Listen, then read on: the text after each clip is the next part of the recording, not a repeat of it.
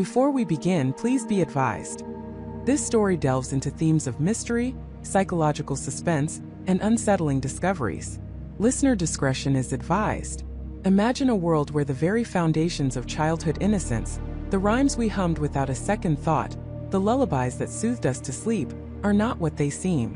What if, hidden beneath layers of playful verses and whimsical imagery, lay a code, a chilling, intricate cipher waiting to be unlocked? And what if that code, once revealed, didn't just tell a story, but dictated a terrifying real-world agenda? This is the story of Dr. Evelyn Reed, a woman who dedicated her life to the forgotten whispers of history, a brilliant folklorist at the esteemed University of Crestwood, a woman who saw patterns where others saw only coincidence. For years, Evelyn had championed the idea that children's rhymes, passed down through generations, were more than mere entertainment.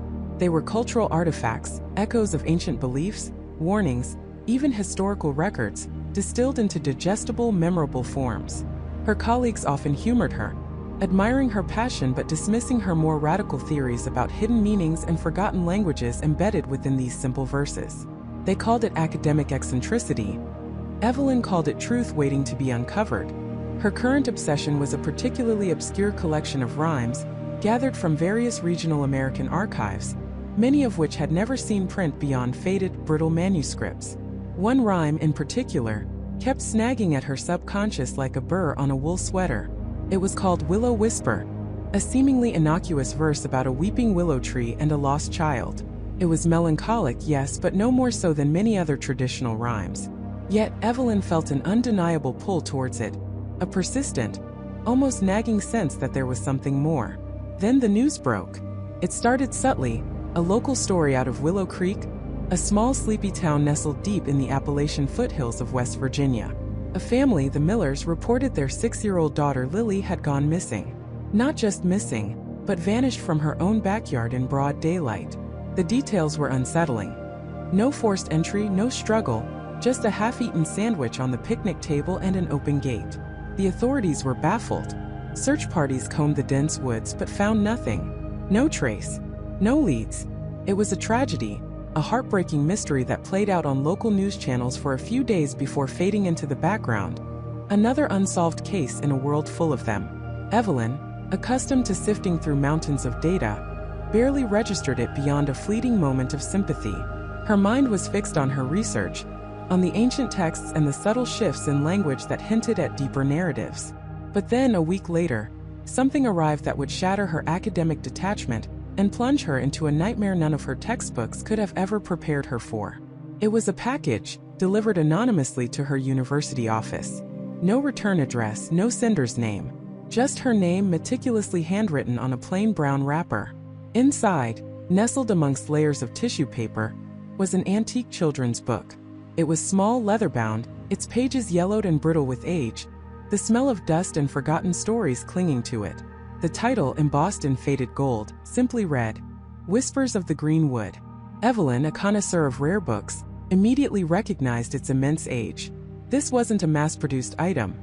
It was a relic, perhaps a handmade manuscript from the late 18th or early 19th century. Her fingers trembled as she carefully opened it, the brittle spine groaning in protest. The illustrations were crude, almost haunting in their simplicity, depicting figures with oversized eyes and elongated limbs. And then she found it. On a page near the middle, highlighted with a faint, almost invisible red ink, was the Willow Whisper rhyme. The very one that had been consuming her thoughts for weeks. Willow whispers, wind does sigh. Shadow stretches, day goes by. 7 pebbles, 7 stones, beneath the old and weary bones. Sing a song, a silent plea, for what was lost now seeks to be. But it wasn't just highlighted. Scrawled in the margins, in what looked like the same faded red ink, were a series of symbols. They weren't letters, not numbers, but a strange sequence of geometric shapes. A triangle within a circle, followed by a jagged line, then a crescent moon and a small inverted cross. They looked ancient, almost runic. Evelyn's heart began to hammer against her ribs. This couldn't be a coincidence. The specific rhyme, the anonymous delivery, the strange markings. Her academic curiosity, usually a calm, methodical force, was now an electric current, coursing through her veins. She felt a prickling sensation on the back of her neck, the unmistakable feeling of being watched, of standing on the precipice of something profound and deeply unsettling. She spent the entire afternoon poring over the book, comparing the symbols to her extensive collection of folklore texts, ancient alphabets, and forgotten cipher systems. Nothing matched. The symbols were unique, alien, but her mind, a finely tuned instrument for pattern recognition, refused to let it go. There was a system here, she was certain, a deliberate, intricate message. That night, as the moon cast long, skeletal shadows across her office window, Evelyn found herself scrolling through the national news feeds, something she rarely did outside her specific research. And that's when it hit her. A flash report, this time from a remote corner of Maine. A young boy, 8-year-old David Chun, had vanished from a summer camp near a dense forest. Again, no witnesses, no struggle, just a sudden, inexplicable disappearance. And the detail that sent a jolt of icy fear straight to Evelyn's core. David had been last seen near an ancient, gnarled willow tree, a landmark known to the camp counselors as the Weeping Willow. Willow whispers, wind does sigh. The first line of the rhyme. It wasn't just a coincidence. It couldn't be. The hair on her arm stood on end. She immediately recalled the Lily Miller case, the girl who vanished from Willow Creek. Willow Creek. The name alone was enough to make her breath catch in her throat. Suddenly, the vague discomfort she'd felt about the rhyme twisted into a cold, hard knot of dread. This wasn't just about ancient texts and forgotten meanings anymore. This was about children, real children, vanishing without a trace, under circumstances that seemed to echo the very verses she was studying. Evelyn worked through the night, fueled by strong coffee and a growing sense of urgency. She pulled up every news report she could find, every cold case involving child disappearances in rural areas across the United States over the past few months. What she found, as dawn began to paint the sky in hues of gray and rose, was horrifying. There were 5 more cases, 5 more children, all between the ages of 6 and 10, all vanished from seemingly secure locations. And in each case, Evelyn, with her specialist's eye, found a chilling, almost impossible connection to the Willow Whisper rhyme. One child, a 7-year-old girl named Sarah Jenkins from rural Oregon, had disappeared from a family outing near a rock formation known locally as Seven Sisters, famous for its 7 distinct, towering pillars of stone. 7 pebbles, 7 stones. Another, a 9-year-old boy named Michael Peterson, was last seen playing near an abandoned, centuries-old cemetery in upstate New York, an area known for its weary bones of long-forgotten settlers. Beneath the old and weary bones, the connections were too precise, too deliberate to be random. Someone was using this rhyme. Not just a rhyme, but a precise, terrifying set of instructions. A code. And these symbols in the margin of the antique book? They weren't just decorative. They were part of it. The key to unlocking the next layer of this horrific puzzle. Evelyn, her hands shaking, stared at the antique book, then at the map of the United States she'd pinned to her wall, dotted with red markers where the children had vanished. The rhyme wasn't just a piece of folklore. It was a blueprint, a sinister, active blueprint. And she, Evelyn Reed, the quiet folklorist, had just stumbled upon its existence.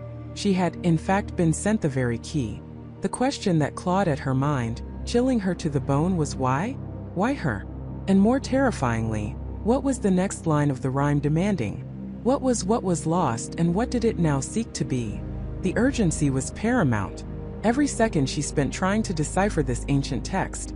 Another child might be falling prey to the terrifying logic of Willow Whisper. She had to understand the code, not just for academic curiosity, but to stop whatever monstrous entity was orchestrating these disappearances. The game had begun, and Evelyn Reed was now a player, whether she wanted to be or not.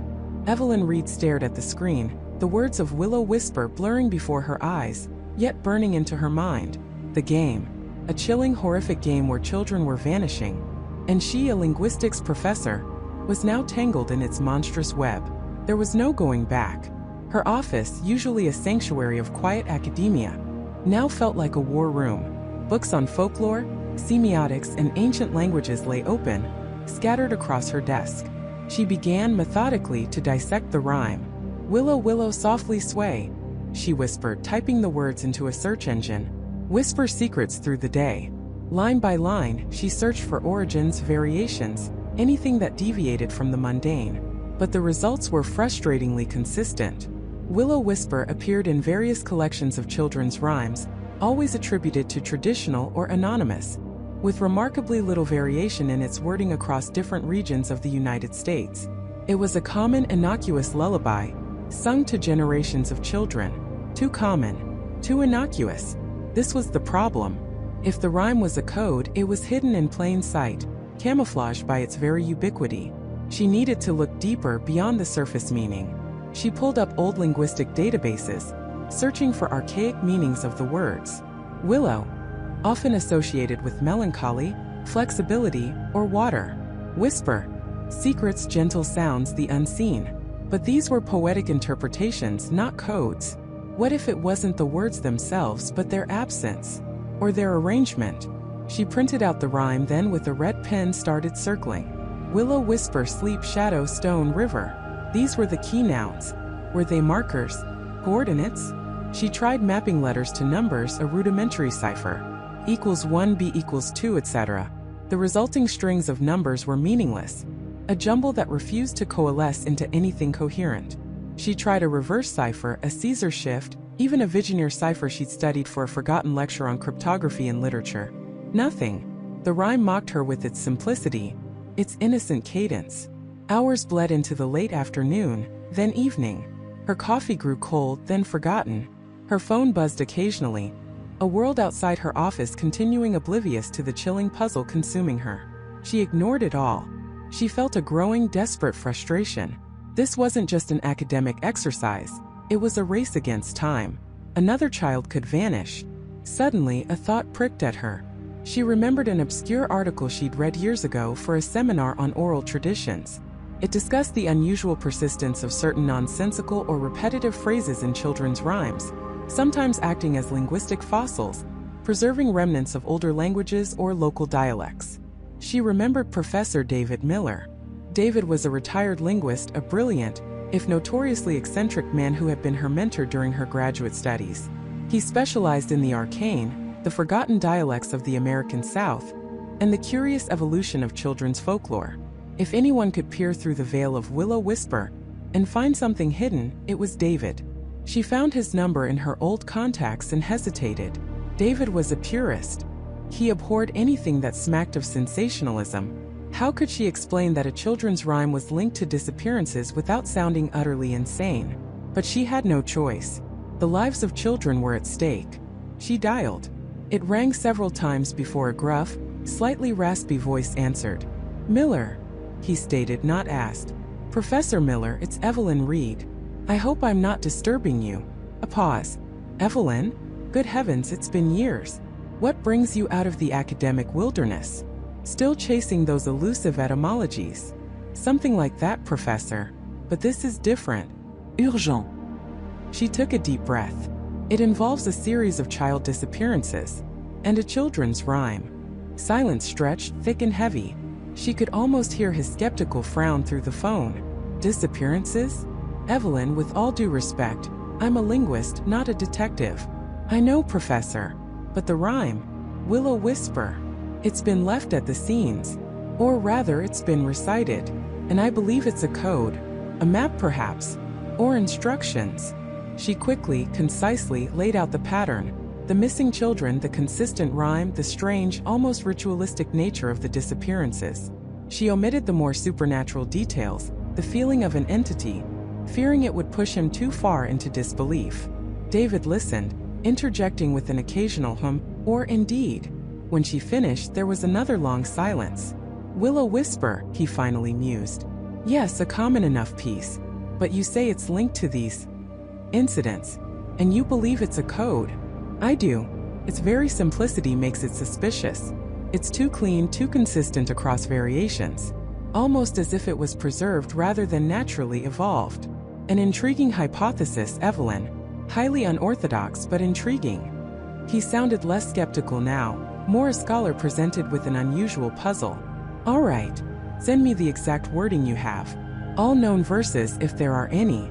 And any details about the context in which it was found or recited."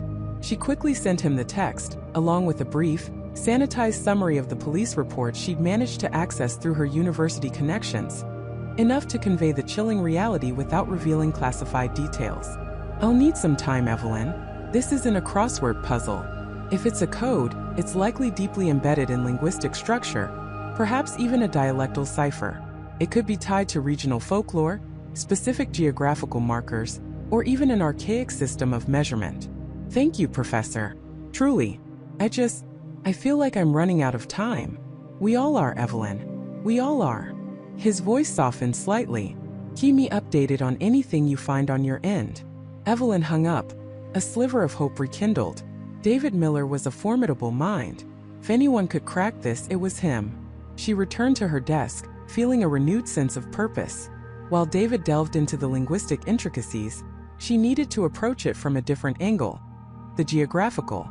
Willow, willow, softly sway. Whisper secrets through the day. By the river green and deep, where the ancient shadows sleep. Stone by stone the path unwinds, lost to all but seeking minds. Follow where the current flows, to the place the willow knows. River green and deep, ancient shadows. Stone by stone the path unwinds, where the current flows. The place the willow knows. These were all geographical descriptors, but they were maddeningly vague. There were thousands of rivers, millions of willow trees. She opened a mapping program, overlaying it with historical maps of the regions where the disappearances had occurred. She looked for specific place names that might contain willow or whisper. She found Willow Creek, Willow Springs, Whisperwood Forest, but none seemed to connect directly, nor were they consistently near the disappearance sites. Then David called back. It had barely been an hour. Evelyn, I think I have something. Minor perhaps, but significant. His voice was sharper now, tinged with excitement. What is it, Professor? The phrase stone by stone, the path unwinds. It's not just poetic imagery. In certain archaic dialects of Appalachia, particularly among communities isolated during the 18th and 19th centuries, stone by stone was a colloquialism. It referred to a cairn, a mound of stones built as a memorial or a landmark. But more specifically, it was sometimes used to describe a boundary marker or a trail marker, particularly in rough, unmapped terrain. Evelyn's heart quickened. A trail marker? So, a physical location. Precisely. And here's the kicker. The phrase the path unwinds not unfolds, not opens, but unwinds. This suggests something circuitous, perhaps a spiral, or a path that circles back on itself. And lost to all but seeking minds implies a hidden or forgotten trail. But what kind of trail, Professor? And where? That's where the place the willow knows comes in. It's too generic, yes.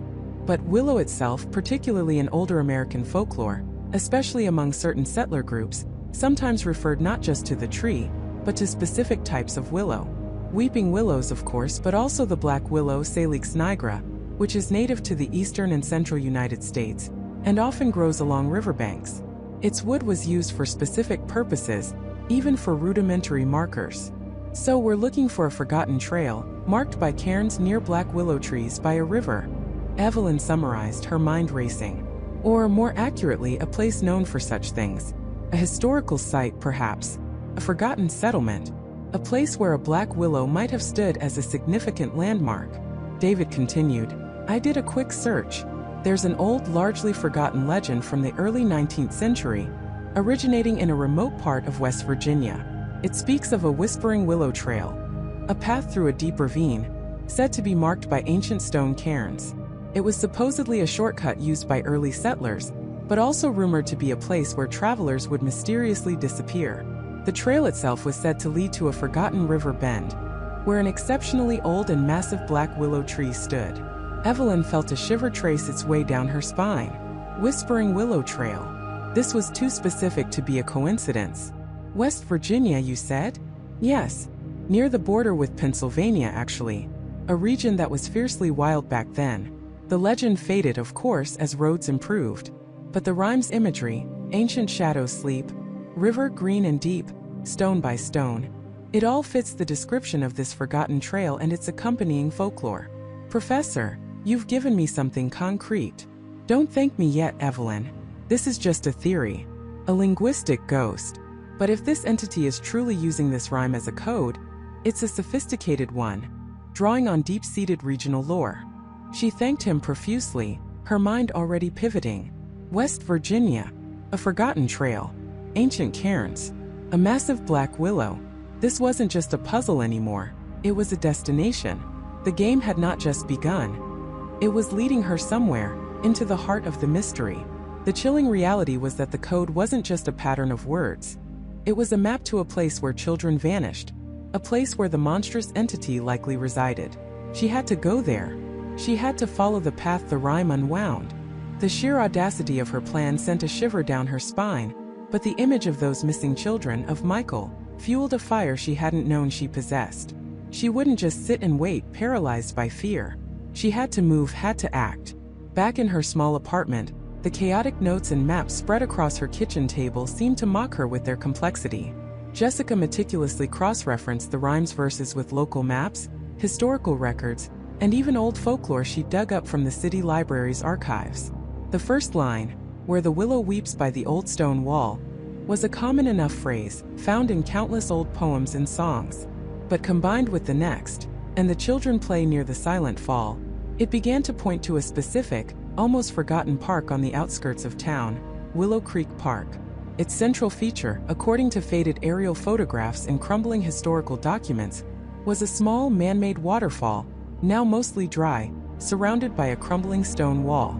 It was a place where, decades ago, local kids used to gather, before the area became less maintained, more overgrown, and eventually, just another forgotten patch of wilderness. Practicality warred with her rising panic. She needed more than just courage. She needed supplies. A sturdy backpack, a powerful flashlight, a comprehensive first aid kit, enough water to last her for hours, high-energy snacks, a fully charged phone, and a portable charger. She hesitated, then added a small, sharp utility knife to her kit. Not for aggression, but for cutting through unexpected obstacles, or perhaps as a last desperate resort for self-defense. The weight of it in her hand felt both reassuring and terrifying. The next morning, under a sky the color of dirty dishwater, Jessica climbed into her beat-up sedan and drove towards Willow Creek Park. It wasn't far, but the drive felt like crossing a threshold into another dimension. The familiar suburban streets gave way to increasingly dilapidated houses, then finally dense, unkempt foliage that seemed to swallow the road. The park sign, faded, peeling, and leaning precariously, seemed an ominous welcome, its painted letters barely legible beneath a shroud of moss and grime. The air grew heavy, damp, and unnaturally still. The usual sounds of distant traffic faded, replaced by the rustle of unseen creatures in the undergrowth and the distant, mournful caw of a crow. She parked on a gravel shoulder, her car the only vehicle for miles, a solitary metallic beetle against the encroaching wilderness. The path into the park was barely discernible, choked with weeds and fallen branches. The old stone wall was indeed there, crumbling and covered in thick green moss, snaking around a cluster of ancient, twisted willows whose long, slender branches did seem to weep, brushing against the damp earth. The silent fall was just a trickle, a dark, stagnant pool at its base, reflecting the gray sky like a shattered mirror. The silence here was profound, broken only by the drip of water and the thumping of her own heart. It was here, near the base of the almost dry waterfall, that she found it.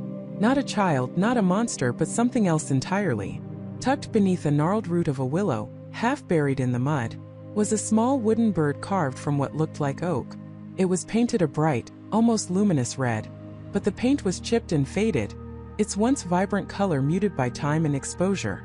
It was undeniably similar to the bird described in one of the lesser-known verses of the rhyme, a verse she'd almost dismissed as mere poetic filler.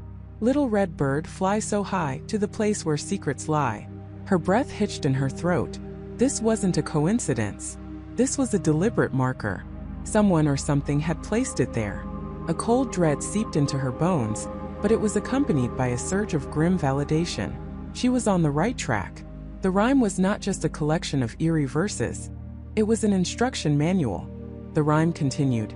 "Follow the stream where the shadows creep, past the hollow log where secrets sleep." The trickling water from the silent fall coalesced into a muddy stream, barely visible beneath a canopy of dense, intertwined branches. The shadows creep seemed less a poetic flourish and more a literal description of the perpetual gloom that now enveloped her, as the trees grew thicker, their leaves blocking out the already weak sunlight. The stream led deeper into the woods, the path growing even more treacherous. Roots snaked across the ground like grasping fingers, and thorny bushes tore at her clothes. The air grew colder, heavy with the scent of damp earth and decay. After what felt like an eternity, her legs aching and her lungs burning, she stumbled upon it. A massive ancient oak log, hollowed out by time and rot, lying across the stream like a fallen sentinel. Its interior was a cavern of almost absolute darkness. Hesitantly, Jessica shone her powerful flashlight into the hollow. The beam cut through the gloom, revealing not spiders or rodents, but something far more disturbing. Nested within the decaying wood, almost perfectly preserved despite the damp, lay a small worn leather satchel. It was clearly a child's satchel, the kind a young boy might use for school, its buckle tarnished, its leather soft with age. And inside, a single folded piece of parchment. Her hands trembled as she pulled it out. It was old, brittle, and covered in elegant, almost calligraphic script. It wasn't a message or a new rhyme. It was a fragment of a map, hand-drawn, showing a crude depiction of a winding, overgrown path, leading from a landmark clearly identifiable as the hollow log, towards a series of broken-down structures.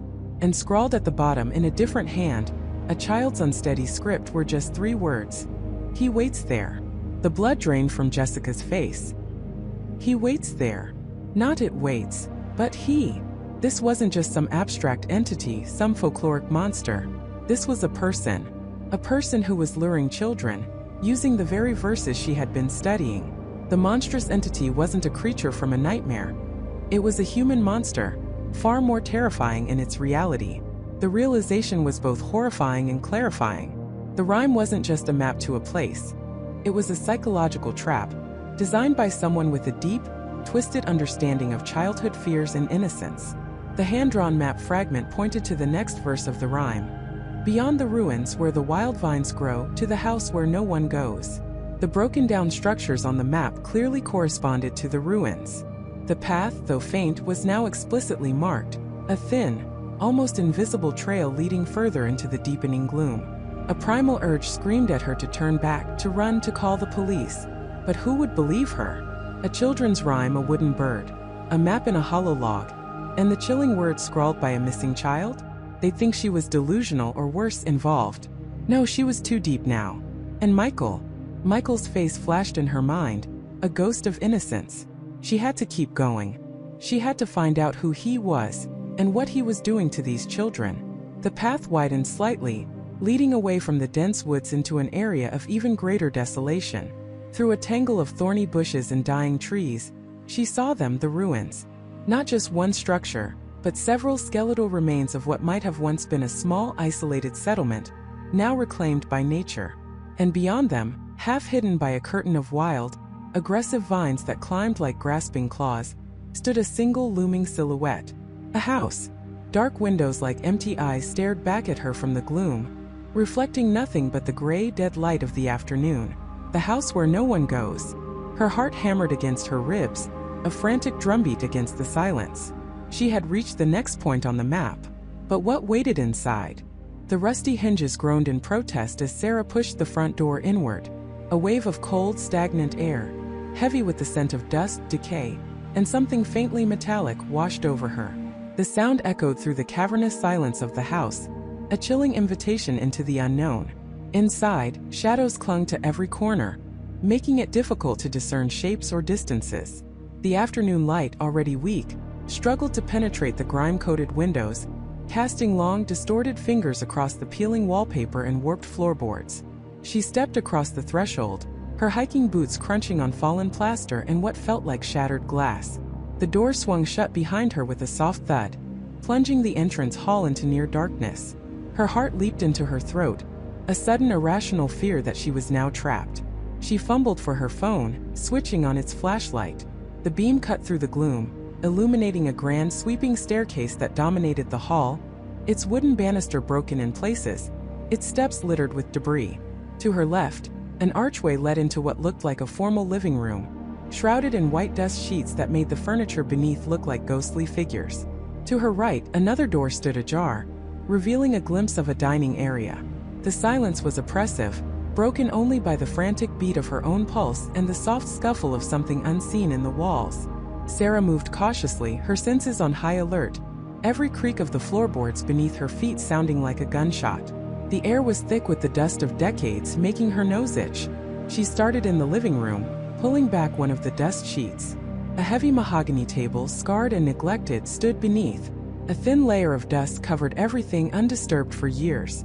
There were no signs of recent entry, no footprints other than her own. This wasn't a place someone had just left. This was a place abandoned. She moved through the downstairs, her flashlight beam sweeping across the desolate rooms. The kitchen was a wreck, cabinets ripped open, dishes shattered on the floor. It looked less like an organized search and more like a fit of destructive rage, or perhaps a hasty departure. There was a calendar still hanging on the wall, dated a decade ago, stuck on the month of October. A single red circle marked the 24th. No other notes, no appointments, just that ominous circle. She made a mental note. Back in the main hall, she looked up the grand staircase. The second floor felt like a different world, even darker, more imposing. It was where people lived, where lives unfolded, and it was where she felt the pull to go. Taking a deep breath, Sarah began her ascent. Each step groaned under her weight, a symphony of decay. The air grew colder, the shadows deeper. At the top, a long, narrow hallway stretched out before her, lined with closed doors. The silence up here was even more profound, a heavy blanket that seemed to absorb all sound. She tried the first door. Unlocked. It led into a master bedroom, stripped bare of personal effects, save for a single tarnished silver locket on the bedside table. She picked it up. It was empty, no photo inside, just the cold metal. She put it back down. The second door revealed a bathroom, equally desolate. The third, a smaller bedroom, clearly for a child. This room, unlike the others, wasn't entirely empty. A small wooden rocking horse lay on its side in the corner, its painted eyes staring blankly at the ceiling. A faded wallpaper border of whimsical forest creatures ran along the top of the walls. And in the center of the room, on the dusty floor, was a small overturned wooden chest. Sarah's heart quickened. This felt different. This felt personal. She knelt, carefully righting the chest. It was a toy chest. Inside, nestled among a few dusty, forgotten wooden blocks and a headless doll, was a small leather-bound book. It looked like a child's diary, but the cover was too plain, too serious. It had no title, just a simple embossed pattern around the edges. Her fingers trembled as she picked it up. The leather was dry and cracked, the pages brittle. She opened it gently. It wasn't a diary. It was a collection of children's rhymes, handwritten in a neat looping script. Not printed, but written. And not just any rhymes. These were the exact rhymes she had found in Michael's files, the ones that had been altered, the ones that were part of the code. Humpty Dumpty sat on a wall, she whispered, reading the first entry, her flashlight beam illuminating the faded ink. Humpty Dumpty had a great fall. All the king's horses and all the king's men couldn't put Humpty together again. Then beneath it, in a distinctly different, more childlike hand, was a single word scrawled in crayon. Broken. She turned the page. Ring-a-ring-a roses, a pocket full of posies, Adishu. Adishu. We all fall down. Beneath this, again in crayon, a stark, unsettling drawing. A stick figure lying on the ground, surrounded by what looked like tiny, wilting flowers. And the word, gone. Sarah felt a chill that had nothing to do with the cold air in the house. This wasn't just a book of rhymes. This was a record. A chilling, personalized record of the code. She flipped through more pages. Each familiar rhyme from Michael's research was there, followed by a child's crude drawing or a single poignant word. Twinkle, twinkle, little star, how I wonder what you are. Up above the world so high like a diamond in the sky. And beneath it, a drawing of a small dark shape falling from the sky. The word, lost. A knot tightened in her stomach. This wasn't just a code, it was a story. A tragic, horrifying story told through the innocent lens of a child's perception. The original rhymes, the ones Michael had researched, were the foundation. The child's additions were the key. They were the meaning. She continued to turn pages, her heart pounding with a mix of dread and exhilaration. She was closer than ever to understanding. Then she stopped. A page was thicker than the others, almost glued together. With utmost care, she pried it open. Tucked between the pages, a folded piece of paper, smaller, thinner, and clearly much older than the book itself. It was a letter, yellowed and brittle, written in the same neat, looping script as the adult handwriting in the rhyme book. No address, no date. My dearest Eleanor, it began. Eleanor. A name. I pray this letter finds you well, though I fear that is a foolish hope. The situation here has grown dire. They know, or at least they suspect. We must enact the contingency. You know the one. The children are safe for now. David and Emily are with our cousins in Maine. But I worry for Michael. He is too curious, too much like his father. He remembers too much of what he saw. He asked about the singing stones again today. I had to tell him they were just stories, but he looks at me with those knowing eyes. It is almost time. The sparrow will sing soon. Wait for the signal. Do not come back to the house. It is no longer safe. The code in the rhymes, it is our only hope. Protect it. Protect them. I love you both. Forever. Thomas. Sarah's breath hitched. Thomas. Eleanor. David. Emily. Michael. These were the family names.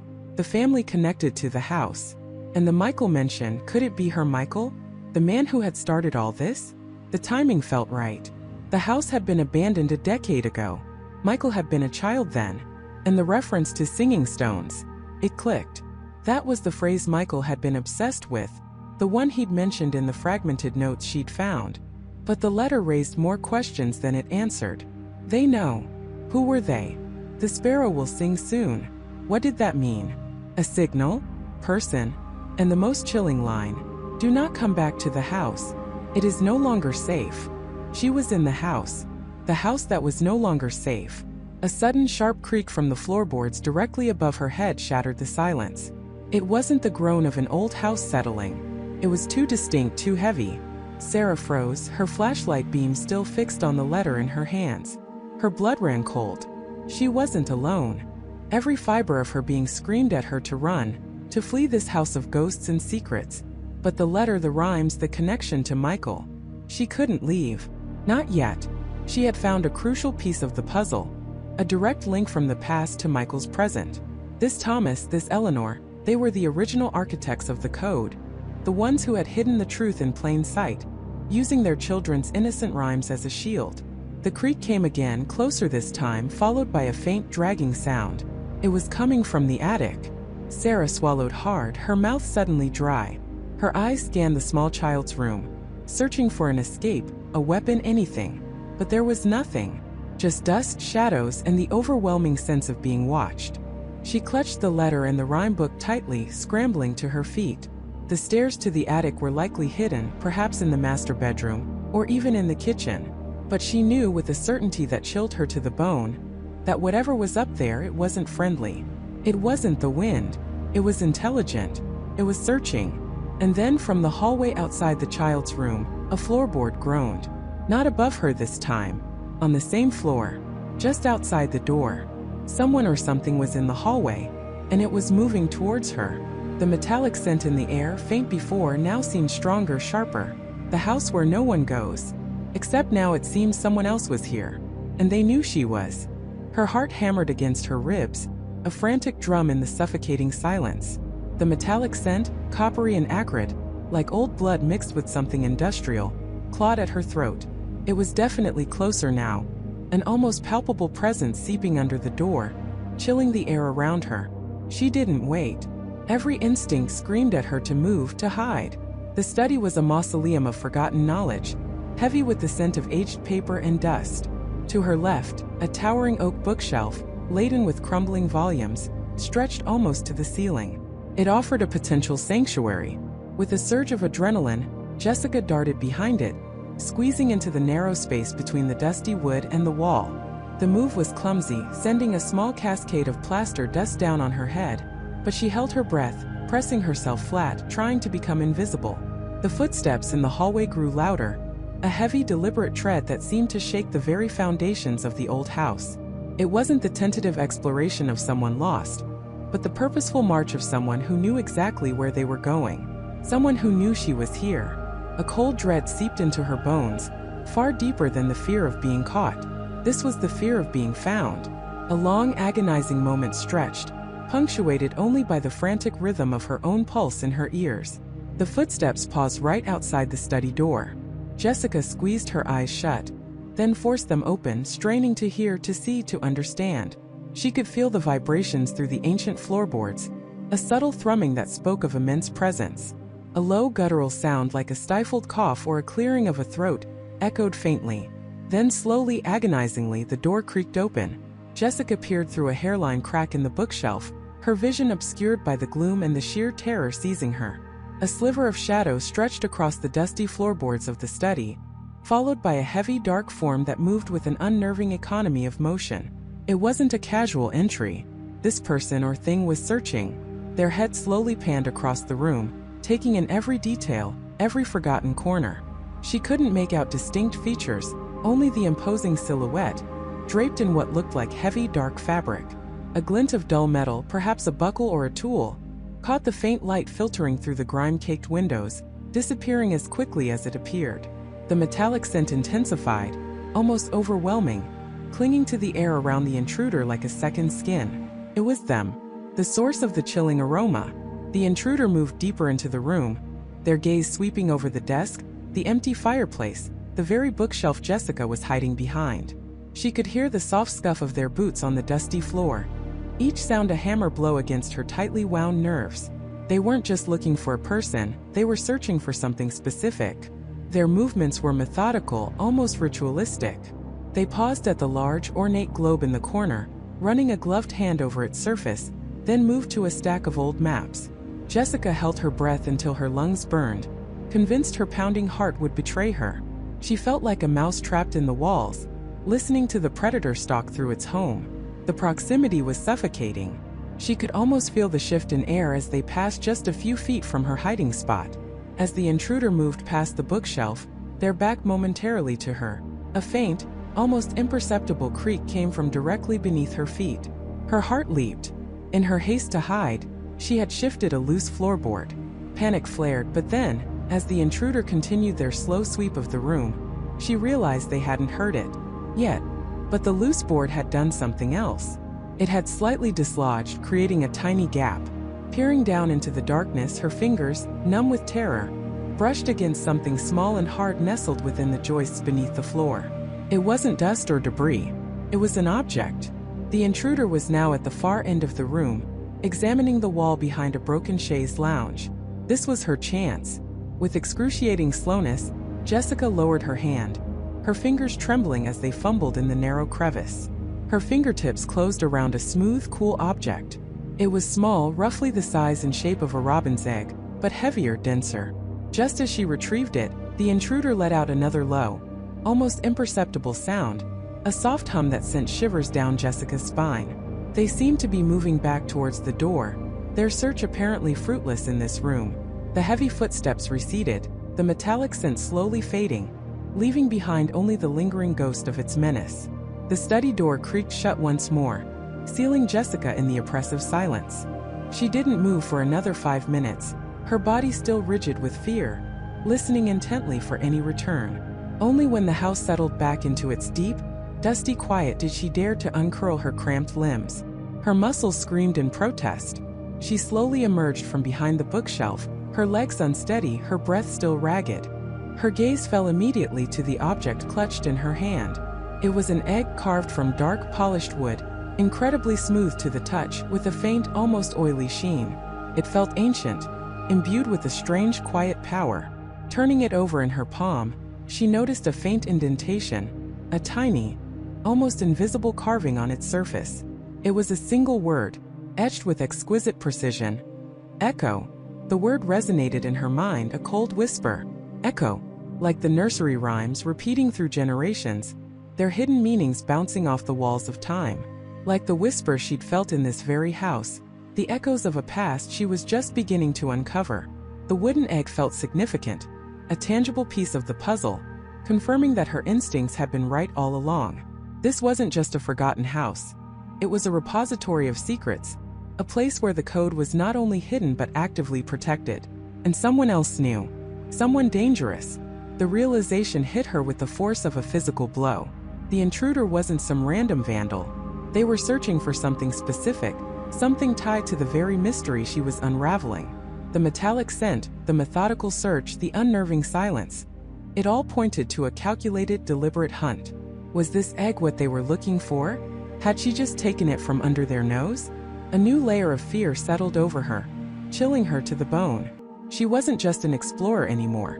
She was an unwitting participant in a dangerous game, a game with stakes she couldn't even begin to comprehend. The rhymes, the house, the code, it was all real and it was attracting attention. Deadly attention. She clutched the wooden egg, its smooth surface a strange comfort in her trembling hand. She had to get out. But now she had a clue, a lead. The word echo pulsed in her mind, a new thread in the tangled tapestry of the mystery. It wasn't just about finding the code anymore.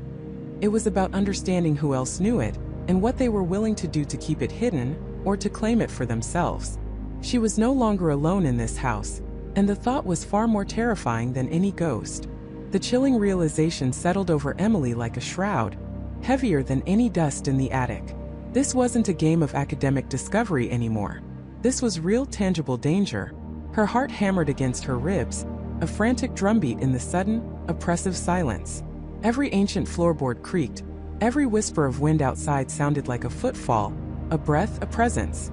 She held her own breath, straining her ears, trying to discern the mundane sounds of an old house from the sinister ones of an uninvited guest.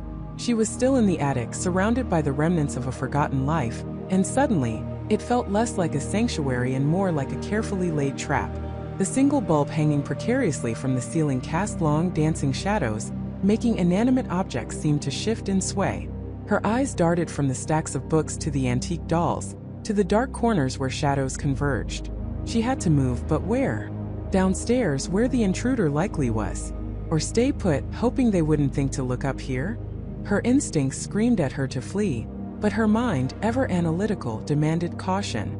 Running blindly would only play into their hands. She needed to understand. Who were they? What did they want? And how did they know? Slowly, carefully, she slid the box containing the children's books back under the dusty sheet, trying not to make a sound. The small, leather-bound volume, the one with the hidden symbols, she tucked into the waistband of her jeans, beneath her sweater. It was a flimsy defense, but she couldn't leave it behind. It was her only lead, her only weapon, perhaps. She edged towards the attic door, each movement agonizingly deliberate. The old wood groaned under her weight, a sound that echoed deafeningly in her ears. She paused, listening. Nothing. Just the thrum of her own pulse. She reached the door, her hand trembling as she grasped the cold metal knob. She turned it slowly, silently, easing the door open just a crack. A sliver of light from the floor below cut through the darkness. The house was quiet, too quiet. It felt as if the very air was holding its breath. She pushed the door open a little wider, peeking out. The landing below was empty, bathed in the faint glow of the moon filtering through a tall, narrow window. The old grandfather clock at the bottom of the stairs stood silent, its pendulum still. Taking a deep, shaky breath, Emily began her descent. Each step on the creaking wooden stairs was a gamble. She placed her weight on the very edges of the treads, hoping to avoid the loudest groans. She moved like a phantom, her senses on high alert, every nerve ending screaming. As she reached the bottom, a subtle shift in the air hit her. A faint, almost imperceptible scent. Not the musty scent of the old house, but something alien, something fresh. Cologne? Or perhaps a lingering trace of an outdoor breeze carried in on someone's clothes. It was enough to confirm her fear. She wasn't imagining things. Her gaze swept across the main hall. Everything appeared normal. The coat rack still held Daniel's old trench coat. The antique mirror reflected the moonlight. But then her eyes caught on something else. The small, ornate rug at the foot of the stairs, usually perfectly aligned, was slightly askew. A detail so minor, so easily overlooked, yet to Emily it was a glaring beacon. Someone had walked across it, perhaps in a hurry. She moved silently towards the living room, her hand instinctively reaching for the heavy, decorative brass poker by the fireplace. It was cold, solid, and offered a small measure of comfort. The living room was dark, shadows clinging to the heavy drapes and antique furniture. She peered into the dining room, then the kitchen. All appeared undisturbed. Then she reached Daniel's study. This room, more than any other, had been her focus, her sanctuary. She pushed the door open slowly. The faint scent was stronger here, mingling with the familiar smell of old paper and leather. Her heart sank. This was where they had been. She scanned the room, her eyes adjusting to the dim light. The stacks of research papers she'd left on the desk were exactly as she'd arranged them. The open books on the code, too, seemed untouched. Had they not found anything? Or had they already found what they were looking for? She moved further into the room, her grip tightening on the poker. Her gaze fell upon the large mahogany bookshelf that lined one wall. Daniel had been meticulous about his organization. Every book had its place. But now, nestled amongst the worn spines of his literary classics, was a single book slightly out of place. It was a volume on folklore and ancient myths, one she hadn't touched since she'd begun her deep dive into the children's rhymes. It was pushed back further than the others, almost hidden, but she knew it didn't belong there. Her brow furrowed. Why would someone look at this book? It wasn't directly related to the code she'd been uncovering in the nursery rhymes. Or was it? As she reached for the book, a faint, almost inaudible sound drifted from the hallway outside the study. A whisper of fabric, a soft scuff. She froze, her hand hovering over the book. They were still here. Close. She ducked instinctively behind Daniel's large, executive desk, pulling the chair silently in front of her for some meager cover. Her breathing hitched, her muscles tensed. She could feel the vibrations through the floorboards, subtle at first, then growing more distinct. Footsteps. Slow, deliberate, coming closer to the study. Her mind raced, trying to process the impossible. How could someone else know about this house, about Daniel's work, about her progress? Was this connected to the mysterious email Daniel had received? Was this the person he'd been so afraid of? The footsteps paused just outside the study door. Emily's breath caught in her throat. She squeezed her eyes shut for a fraction of a second, praying she wouldn't be seen. Then a shadow fell across the threshold, long and distorted in the moonlight. A figure moved into the study slowly, silently. Emily pressed herself further into the shadows behind the desk, barely daring to breathe. She couldn't see their face, only their silhouette. They were tall, broad-shouldered, male. They moved with a practiced ease, not like a clumsy intruder, but someone familiar with their surroundings, or at least confident in their purpose. He stopped in the center of the room, his back to her. He didn't turn on a light, relying on the moonlight filtering through the windows, just as she had. He seemed to be scanning the room, his head slowly turning from side to side. Was he looking for her? Or for something specific? Then he moved towards the bookshelf, directly to the spot where the folklore book was out of place. He reached for it, pulling it out. Emily watched, mesmerized by the sheer audacity, the cold precision of his movements. He flipped through the pages, his thumb brushing over the edges, as if searching for something specific. He stopped at a particular page, his head tilted slightly, his eyes fixed on the text. Emily couldn't see what it was, but a cold dread began to coil in her stomach. What was in that book that he would come all this way for, risking detection? He didn't remove the book. Instead, he pulled a small, almost invisible device from his pocket. It looked like a miniature scanner. He pressed it against the page, a faint green light illuminating the words for a split second. He repeated the action on a few more pages, then closed the book, pushing it back into its exact, original position on the shelf. He hadn't found the code, not the one she was uncovering. He was looking for something else, or adding to something he already had. The thought chilled her to the bone. This wasn't a random search. This was a targeted operation. As he turned to leave, his gaze swept over the desk, almost landing on her hiding spot. Emily held her breath, her heart threatening to burst from her chest. He paused, his head cocked slightly as if listening. For a terrifying moment, she thought he had heard her, sensed her presence. But then he just shrugged, a dismissive gesture, and exited the study as silently as he had entered. Emily waited, frozen, until she heard the faint click of the front door closing. She counted to 60, then slowly, cautiously, she rose from behind the desk. Her legs were shaky, her hands clammy. She rushed to the bookshelf, pulling out the folklore book. She flipped to the pages he had scanned. The first page was a historical account of a local legend, a tale of a hidden treasure supposedly guarded by a series of riddles. The second, a detailed analysis of ancient cryptograms found in similar folklore. But it was the third page that made her blood run cold. It was an obscure entry about a specific children's rhyme, one she hadn't encountered in her initial research. It wasn't Ring Around the Rosie, or London Bridge. This rhyme was darker, more complex, its verses hinting at a hidden map. And beneath the printed text, almost invisible unless you knew to look for it, were faint handwritten annotations in the margin. Daniel's handwriting.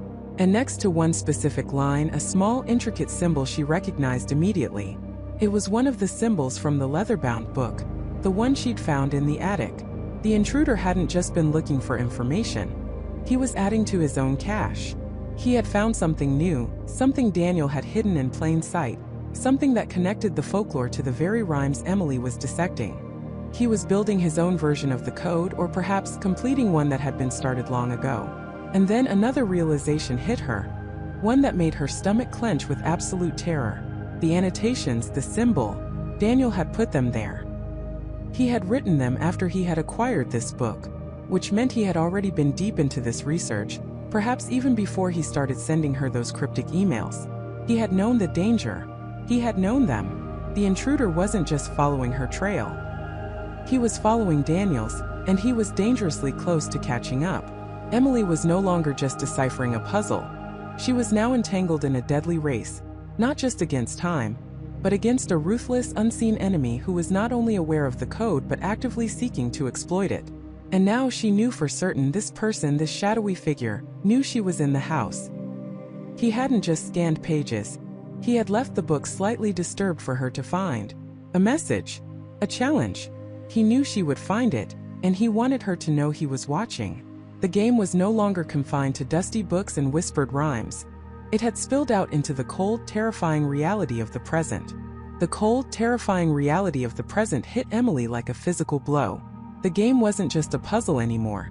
It was a hunting ground, and she was the prey. Her heart hammered against her ribs, a frantic drumbeat against the silence of her apartment. Fear, sharp and acrid, clawed at her throat, but beneath it, a furious spark ignited. He was watching. He wanted her to know. And if he was watching, it meant he was close. She spent the rest of the night in a state of hyper-alertness, every creak of the old building, every whisper of the wind sending shivers down her spine. Sleep was impossible. By morning, shadows clung to her eyes, but her resolve had hardened into steel. She wasn't just solving a historical mystery anymore. She was fighting for her own safety, and perhaps, for understanding a danger far greater than she could have imagined. The first thing she did was call David. His voice, usually calm and steady, was laced with concern when she recounted the chilling discovery of the original rhyme and the implied threat. He listened, his silence heavy on the line, before finally speaking. "Emily, this has gone too far. We need to go to the police." "No," she said, her voice firm despite the tremor in her hands. "Not yet. What would I tell them? Someone left a coded message in a children's rhyme. And now I feel watched? They think I was paranoid. Besides, this person wants to play. If we bring in the authorities now, he'll just disappear back into the shadows, and we'll never find out what's really going on." David sighed, a sound of exasperated worry. "So what's the plan?" "We find out what he wants," Emily replied, her gaze sweeping across the scattered notes and books on her desk. "He led me to the original rhyme. That means it's important. It's a key. He wants me to understand something, to uncover something specific." Their conversation ended with David reluctantly agreeing to meet her that afternoon. He insisted on checking her apartment first, a gesture that, despite her protests, she deeply appreciated. The idea of someone having been inside her home, watching her, was an insidious poison that had begun to seep into every corner of her mind. When David arrived, he meticulously checked every window, every lock, every crevice of her apartment, his expression grim. He found nothing out of place, no signs of forced entry, no hidden cameras. Yet, the feeling of being observed persisted, an invisible weight pressing down on Emily. "He's good," David murmured, running a hand through his hair. "Or he's just very careful. Or he wants me to know he was here without leaving a trace," Emily countered, a new thought solidifying in her mind. "It's psychological. He's messing with my head."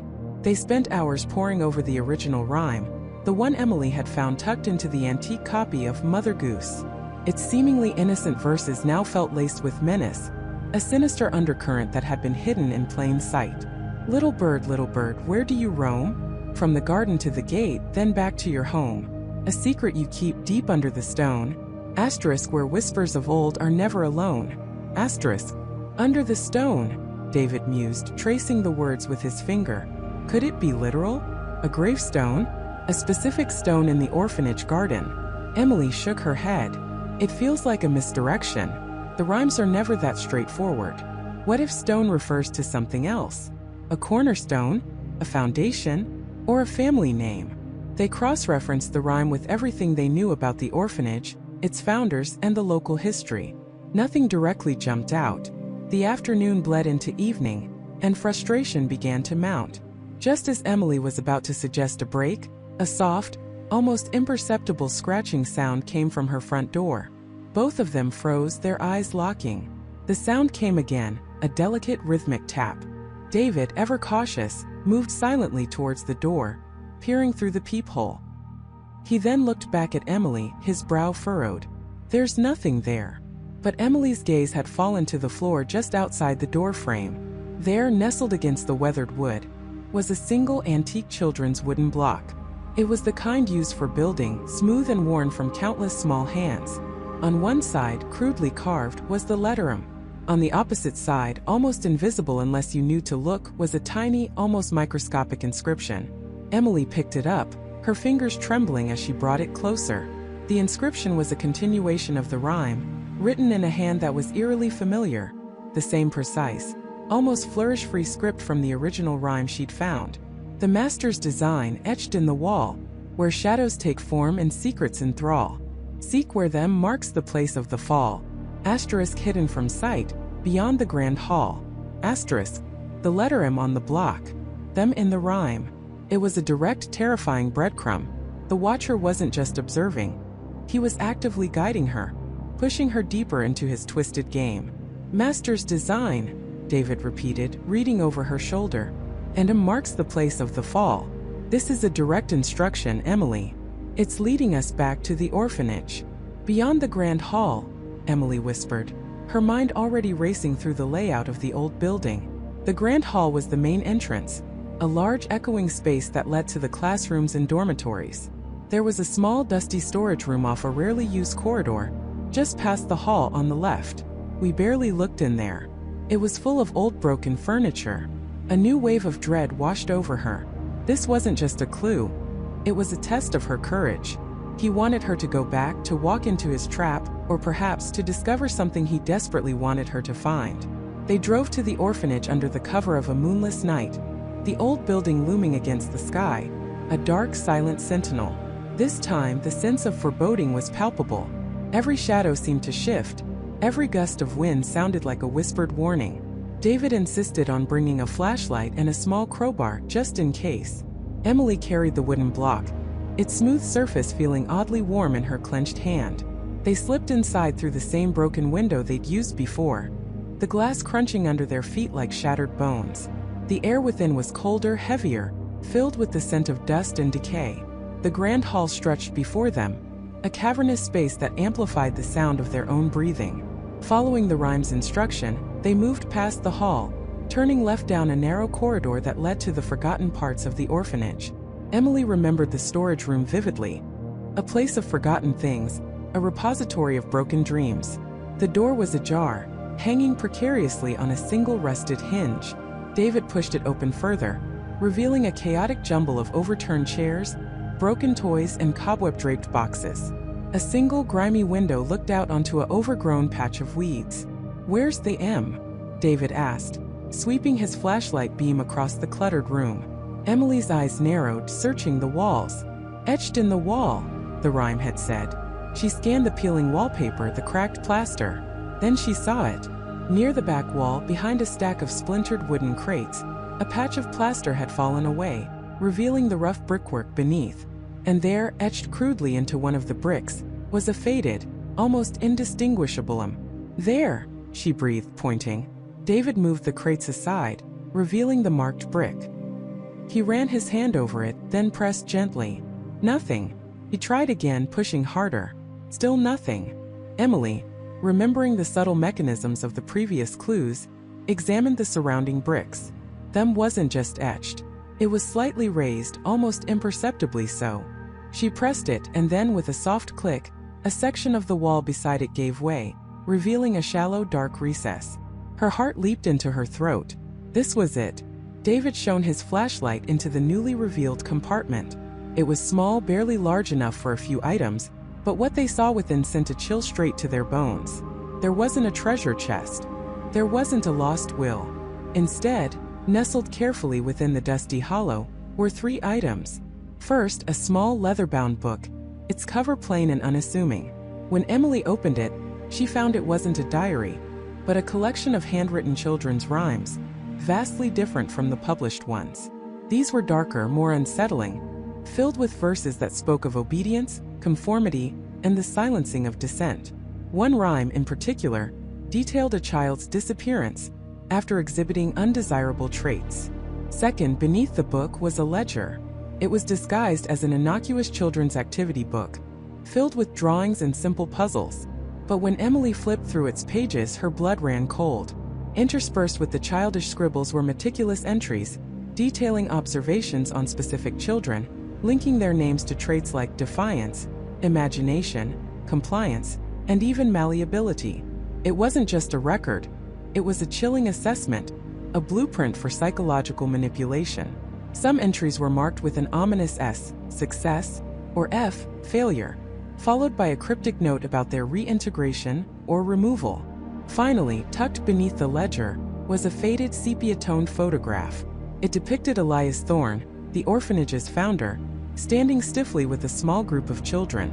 Thorne's expression was uncharacteristically severe, almost predatory, but it was one of the children who truly caught Emily's eye. A boy, perhaps 10 years old, stood slightly apart from the others, his gaze unnervingly direct, almost piercing. He had a distinctive scar just above his left eyebrow, a thin white line. And as Emily stared at his intense, knowing eyes, a wave of profound recognition, cold and terrifying, washed over her.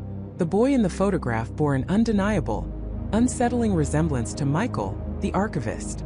Not just a passing similarity, but a familial echo, a shadow from the past reaching into the present. The implications hit her like a physical blow. The rhymes weren't just for comfort, they were tools. The orphanage wasn't just a haven, it was a laboratory. And the Watcher, this mysterious figure who had been tormenting her, wasn't just playing a game. He was enacting a plan, a legacy generations in the making, a sinister design that had been meticulously laid out by Elias Thorne himself. And Michael, the seemingly helpful archivist, might be far more involved than she could ever have imagined. The game had just escalated beyond anything she could have conceived, transforming into a terrifying confrontation with a carefully hidden, deeply disturbing truth. Emily's blood ran cold, a glacial wave of terror washing over her that was far more potent than any fear she'd felt stalking shadowy abandoned buildings. This wasn't a nameless threat in the dark. This was a betrayal, a calculated manipulation by someone she had trusted, someone who had seemed so utterly benign. Sarah, the seemingly helpful archivist, a woman who had guided her, offered comfort, and even shared a laugh, was now a potential adversary, a guardian of a terrifying secret. The implication hit her like a physical blow. Sarah hadn't been helping her find the truth, she had been helping her approach it, likely to assess her, to test her, or perhaps to lead her into a trap. Every helpful nudge, every lucky discovery that Sarah had facilitated, now replayed in Emily's mind as a sinister maneuver. The slightly too eager smile, the way her eyes lingered a fraction too long when Emily spoke of her breakthroughs, the seemingly innocuous questions about her methods or her progress, it all clicked into place with horrifying clarity. Emily felt a sickening lurch in her stomach, a profound sense of violation. She had been a pawn in a game she hadn't even known she was playing, and the board had just flipped. She forced herself to breathe, to control the tremor that threatened to seize her hands. Her mind raced, a whirlwind of panic and desperate calculation. She couldn't react, not now. Not here. Not in front of Sarah. The woman was watching her, perhaps even now, assessing her reaction. Emily had to play along, to feign ignorance, to make a swift, silent escape. With a superhuman effort, Emily composed her face, forcing a neutral expression. She carefully slid the Project Nightingale folder back into its place, her fingers brushing against the rough paper, feeling the weight of the conspiracy it contained. "Wow," she said, her voice a little too strained, a little too loud in her own ears. "This is a lot. Far more than I expected. Thank you, Sarah. You've been incredibly helpful." She even managed a small, convincing smile, a mask over the churning fear beneath. Sarah returned the smile, a flicker of something unreadable in her eyes. "Anytime, Emily. That's what I'm here for. There's a lot of history buried in these walls, isn't there? Indeed, Emily replied, gathering her notes, her heart thumping against her ribs like a trapped bird. I think I have enough to go on for now. I'll need some time to digest all of this. She stood up, making sure her movements were calm, unhurried. Again, thank you. Of course, Sarah said, standing as well. Let me walk you out. The offer, once a polite gesture, now felt like a predatory escort. Emily nodded, her throat suddenly dry. The walk through the quiet corridors of the archive felt interminable, each step a battle against the urge to break into a sprint. She could feel Sarah's presence behind her, a silent, watchful shadow. Was she being led to an exit, or to something far worse?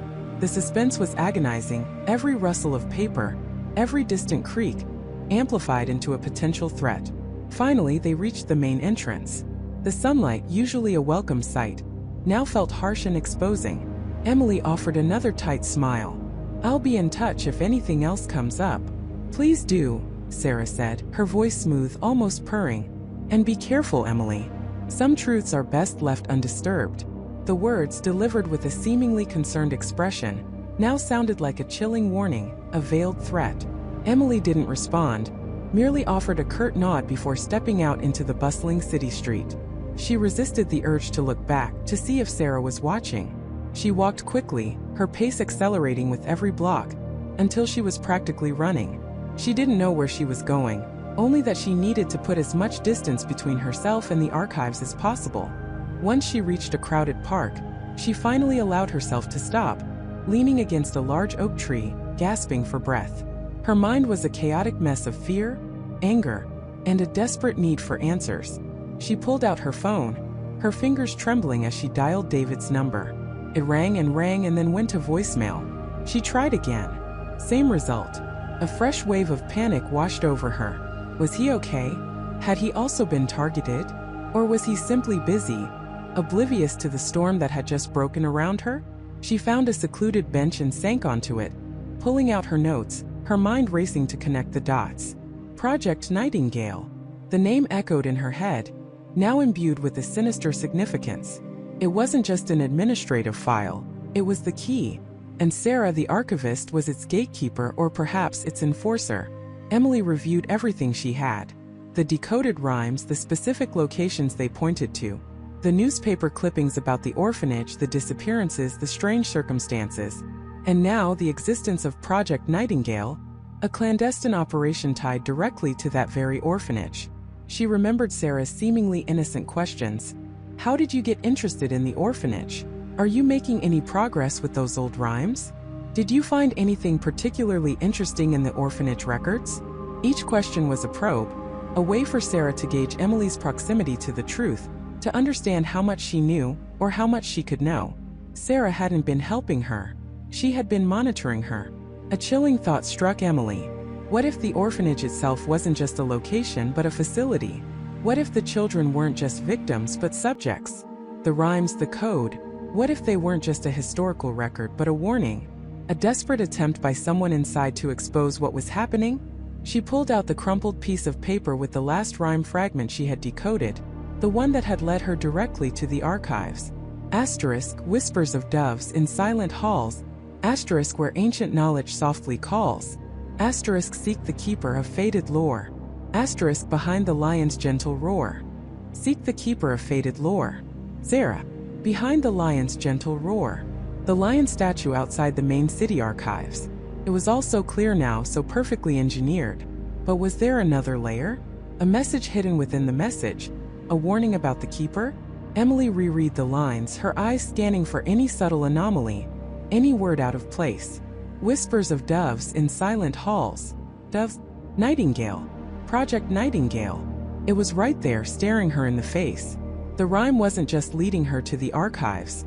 It was explicitly naming the project, albeit cryptically. But what about ancient knowledge or faded lore? Was it just about old documents or something more profound, something that would explain why this project was so secretive, so dangerous? Then it hit her. Sarah's casual mention earlier in their interactions about the archive's specific cataloging system for sensitive materials, and how Project Nightingale was uniquely cross-referenced not by subject or date, but by a numerical sequence that Sarah had helpfully provided. Sarah had given her the precise digital key to unlock the folder, making it seem like a professional courtesy, but it was a deliberate act. Sarah hadn't found the file for her. She had given her the means to access it, knowing Emily would eventually try to find it. Emily's blood ran cold again. Sarah hadn't just been monitoring her. She had been testing her, giving her the breadcrumbs, watching to see if she would follow, if she would unlock the secret. And now that Emily had, what was next? The game had indeed escalated. Emily was no longer just an amateur historian stumbling upon a forgotten secret. She was now a direct threat to a powerful hidden network. She was a loose end. She looked at her notes again. The decoded sequences from the rhymes, the names, the dates, the locations. All of them pointed back to the orphanage, to the children, and now to Project Nightingale. The only place left to go, the only place where the ultimate truth could be hidden, was the orphanage itself. But this time, she wouldn't be going as an investigator. She would be going as someone who knew she was walking into a potential war zone, armed with nothing but her wits and a rapidly growing sense of dread. The archives had been a test. The orphanage, she now understood, was the final stage. And she needed to find out what Nightingale truly meant before it silenced her forever. The archives had been a test. The orphanage, she now understood, was the final stage. And she needed to find out what Nightingale truly meant before it silenced her forever. The old orphanage loomed on the edge of town, a relic of a bygone era. St. Jude's Home for Children, the faded sign announced, its once bright paint peeling like sunburnt skin. Emily had driven past it countless times, always dismissing it as just another piece of local history, a stark, imposing structure that blended into the forgotten corners of her hometown. Now it felt like the epicenter of a storm, a silent, watchful eye. She parked her car a few blocks away, the late afternoon sun casting long, distorted shadows that seemed to writhe with unspoken secrets. The air was still oppressive, carrying the faint scent of damp earth and neglect. The orphanage itself was surrounded by a tall, wrought iron fence, rusted in places, with a gate that stood ajar, as if inviting or perhaps daring her to enter. No children's laughter echoed from within. No signs of life, just an unnerving quiet that pressed in on her. Emily took a deep breath, the metallic taste of fear a familiar companion now. She pushed through the gate, its hinges groaning in protest, a sound that seemed to reverberate through the empty grounds. The path leading to the front door was cracked and overgrown, weeds pushing stubbornly through the concrete. The building itself was a sprawling three-story brick structure, its windows dark and opaque, reflecting nothing but the ominous sky. She tried the heavy oak front door. It was unlocked. A shiver ran down her spine. Unlocked? In a place like this, abandoned or not, it felt less like an oversight and more like a deliberate invitation. Or a trap. Pushing the door open, Emily stepped into a cavernous entrance hall. The air inside was cold, stale, thick with the smell of dust and decay. Moonlight filtered weakly through tall, arched windows, illuminating motes of dust dancing in the gloom. To her left was a sweeping staircase, its banister intricately carved but now coated in a thick layer of grime. To her right, a long corridor stretched into darkness. "Hello," she called out, her voice barely a whisper, swallowed by the vast emptiness. No answer, only the echo of her own breath. She began her exploration, her footsteps unnervingly loud on the polished, scuffed wooden floors. The main hall opened into what must have been a common room, now devoid of furniture, except for a few broken chairs stacked haphazardly in a corner. A large stone fireplace dominated one wall, its hearth filled with cold ashes. It was here in the common room that she noticed something peculiar. On the far wall, almost hidden behind what might have once been a stage for plays or assemblies, was a small, ornate wooden door. It seemed out of place, smaller, older, and far more intricately carved than any other door in the building. She approached it cautiously, her heart thumping against her ribs. The wood felt smooth beneath her fingertips despite the dust. No handle, no lock, just a faint seam revealing that it was indeed a door. She pressed gently, and to her surprise, it swung inward with a soft click, revealing a narrow, descending staircase, shrouded in utter blackness. This was it. This felt like the real heart of the mystery. This felt like Nightingale.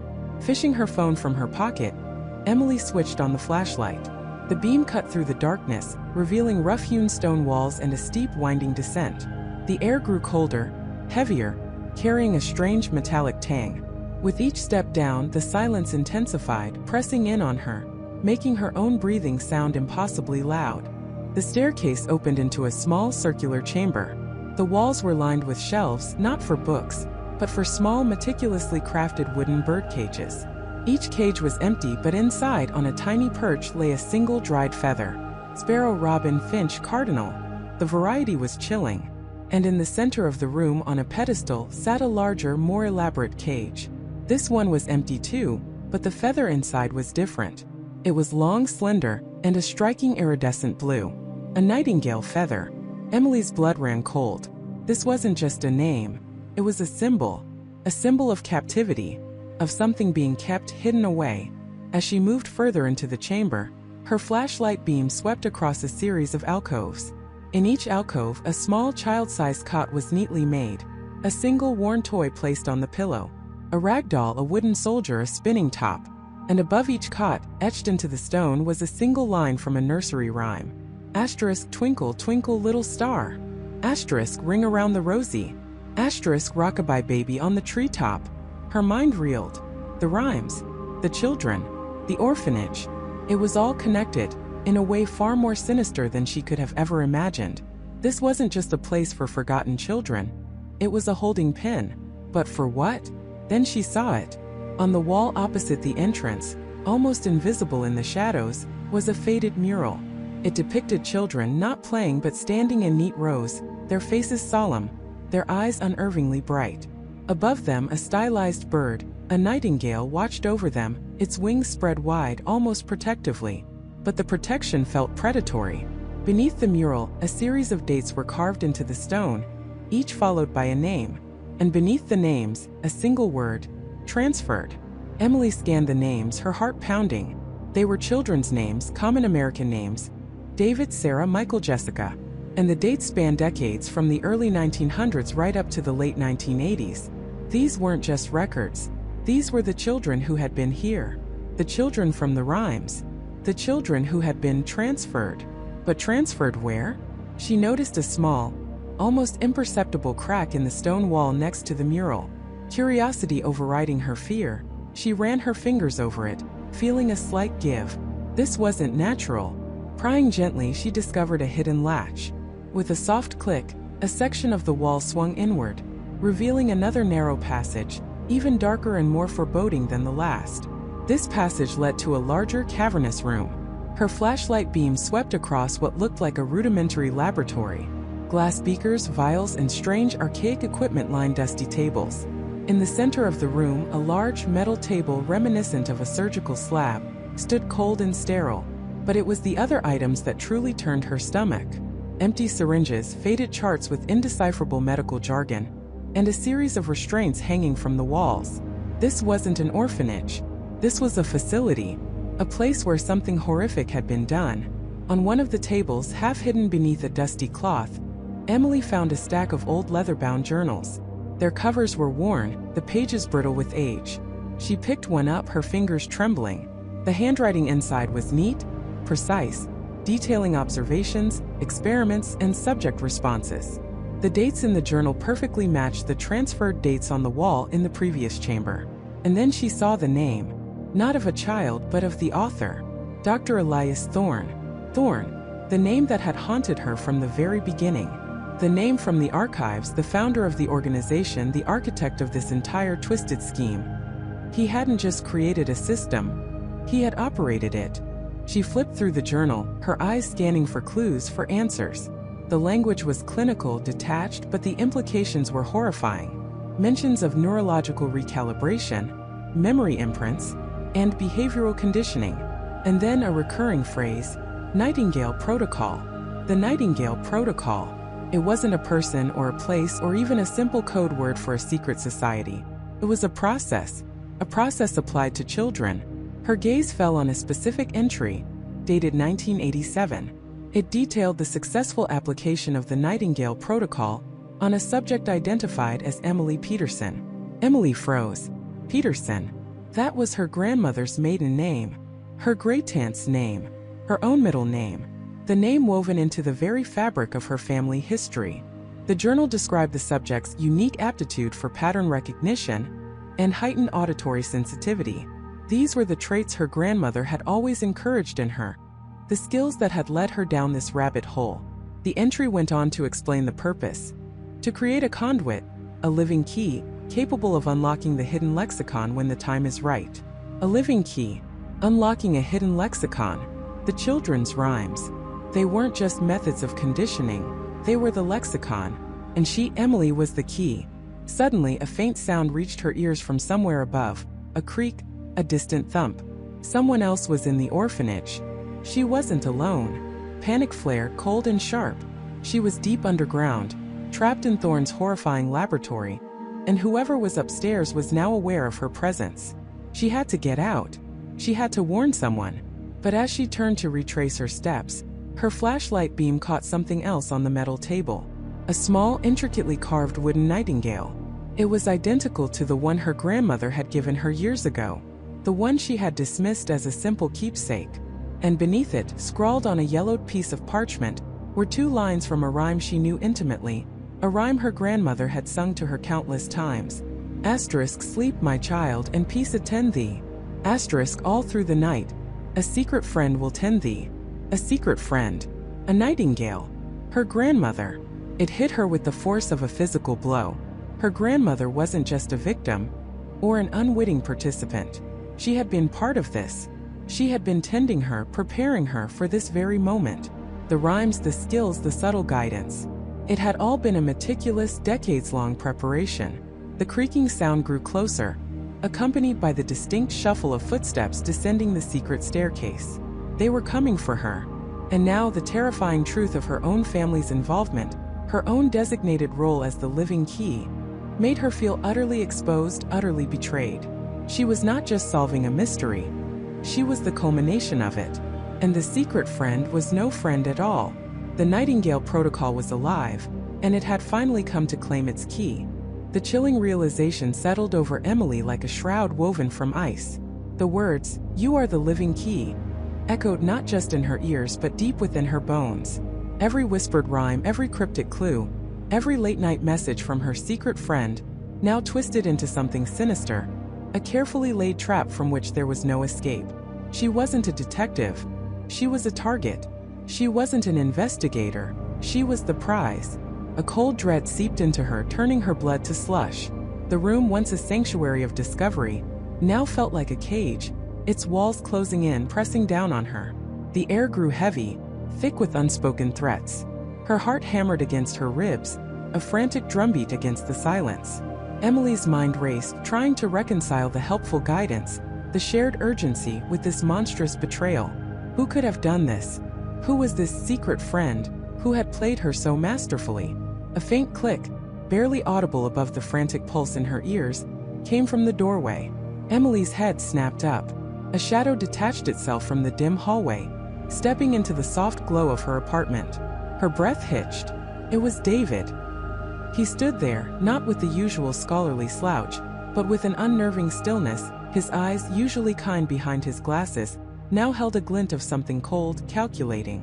A faint, almost imperceptible smile played on his lips, devoid of warmth.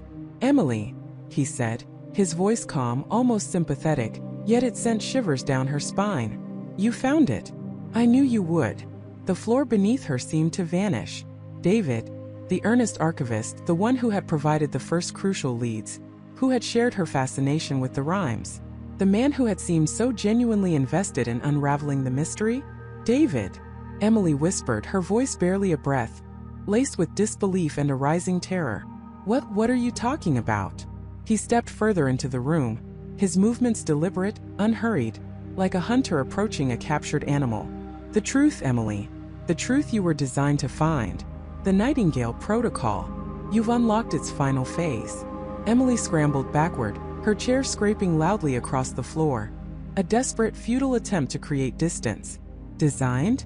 What are you talking about? You were the secret friend?" David nodded, his gaze unwavering. "Indeed. 4 years I've watched, I've guided. Subtly, of course.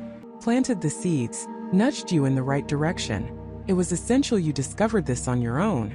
The activation required intrinsic motivation, a genuine intellectual curiosity." He gestured around the room, taking in her meticulously organized research, the deciphered rhymes, the maps. "You've done exceptionally well. Better than anyone before you." His words, meant as a compliment, felt like a condemnation. Emily felt a wave of nausea. "My grandmother, the rhymes, it was all part of it, wasn't it? You used her. You used me." "Your grandmother was a pioneer, Emily," David corrected, his tone almost reverent. "One of the first subjects, yes, but also one of its most brilliant minds. She understood the vision. She helped refine the activation sequences. The rhymes were her legacy, her gift to the protocol. They were never just children's songs. They were a generational key passed down, embedding specific neural pathways, preparing minds for what was to come." Emily shook her head, trying to process the enormity of his revelation. "Neural pathways? What are you talking about? What is the Nightingale Protocol?" David paused, allowing his words to hang in the air, each one a hammer blow to Emily's sanity. "The Nightingale Protocol is the culmination of centuries of human understanding, Emily. A system designed to guide humanity towards its optimal future.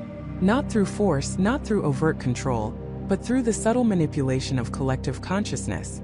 Through the whispers in the dark, the ideas that seem to spring from nowhere, the trends that sweep nations. We shape the narrative, we guide the currents of thought, ensuring peace, stability, and progress."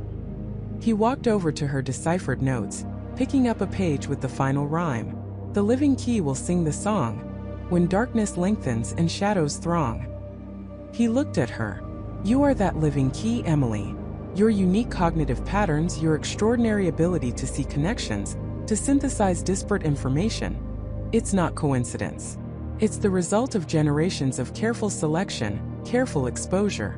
The rhymes, the patterns, they have been subtly rewiring your mind since childhood. You are the perfect vessel, the ultimate processor for the protocol's final phase." "A processor?" Emily gasped, her voice trembling. "You mean I'm a machine? A tool?" "You are more than a tool, Emily. You are the heart of the new world. The protocol needs a central node, a consciousness capable of processing the vast, complex data streams, of identifying the optimal paths, of generating the new whispers to guide humanity. Your mind, now fully activated by the deciphered rhymes, is capable of this task. You are the architect of the future." The words were chillingly grandiose, terrifying in their scope. Emily felt a cold sweat break out on her forehead. "No," she whispered, shaking her head vehemently. I won't be part of this." David sighed, a genuine note of regret in his voice this time. "It's not a choice, Emily. Not anymore. The protocol is alive and it needs its key. Now that you've completed the activation sequence, your mind is already beginning to integrate. You can feel it, can't you?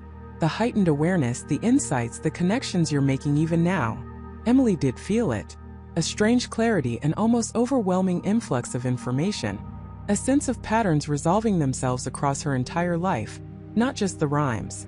It was exhilarating and terrifying all at once. It felt like her mind had just expanded beyond its previous limits, but at what cost? "You're insane," she spat, trying to push past the rising panic. "This is madness."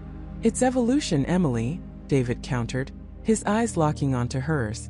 "We've been working on this for over a century.